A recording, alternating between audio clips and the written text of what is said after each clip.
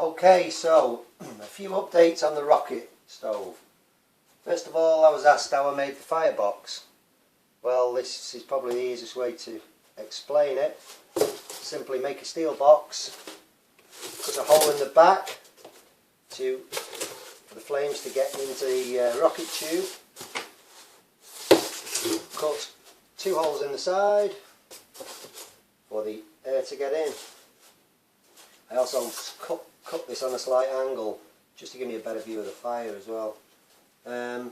Right, so then what you do to get this heated air in, I cut 2 steel plates and I simply welded them into the box like that.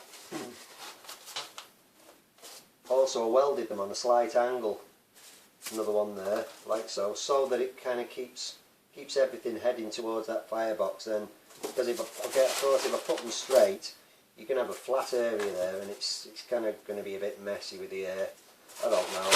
So I did put them on a slight angle just to keep everything heading in that direction. Right. So once you've got the 2 plates welded in, the air then comes in through there. It rises up in between. It enters there, comes in, down. What I did to make the lid was, all I had was some flat steel. I built this whole stove out of bits and pieces that I had. I just cut some flat steel bar I had. Piece for there, obviously another one for there.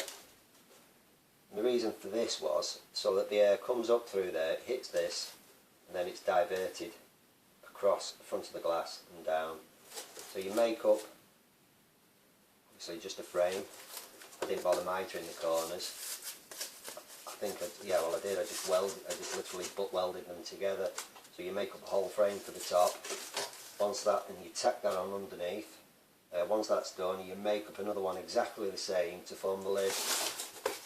The lid sits on top, obviously hinges up from the back, and I welded a couple of bits of round bar on the back of it, and then a couple of brackets welded down onto the side of the firebox just to form a hinge.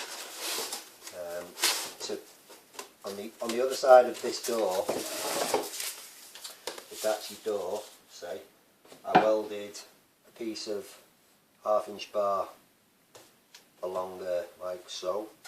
It's actually nearer to the edge, really, somewhere there. So that I had a recess for the glass, and it also strengthened up this door a little bit. So fitted the glass inside. There's obviously another bar there. Just gave me a nice little rebate to sit the glass in, and I attached the glass with just a little bit of flat plate down, trapping the glass with a couple of nuts and bolts, drilled straight through, tighten them down, and it just clamps the glass onto a little bit of fire rope which was underneath, and that's the door. Simple. Right, the other update is I've taken the flue away. I'll show you that now.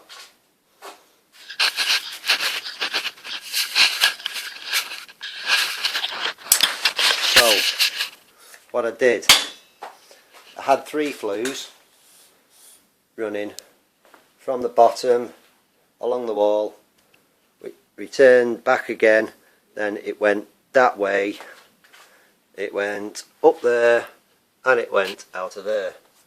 But as quite obvious, one's gone.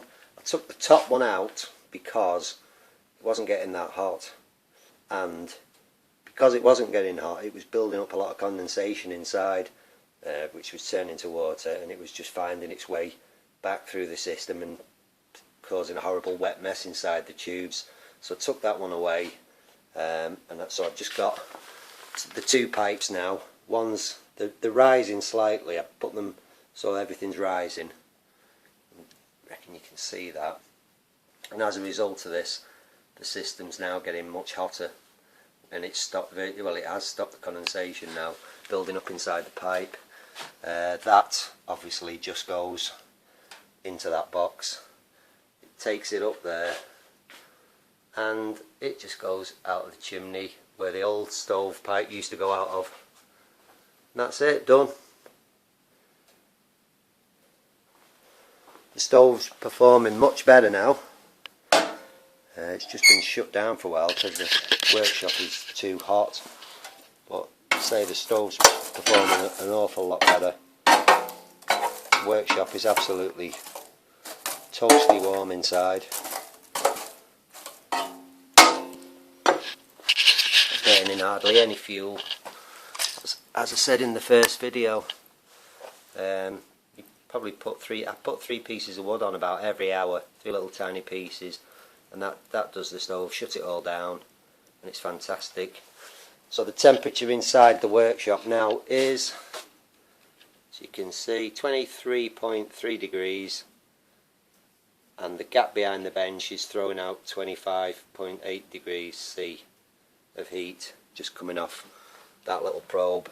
The bench is not quite against the wall, and you can see the flues down the back there, so I've left a little gap just behind the bench, and the hot air rises off them 2 flue plates and comes up.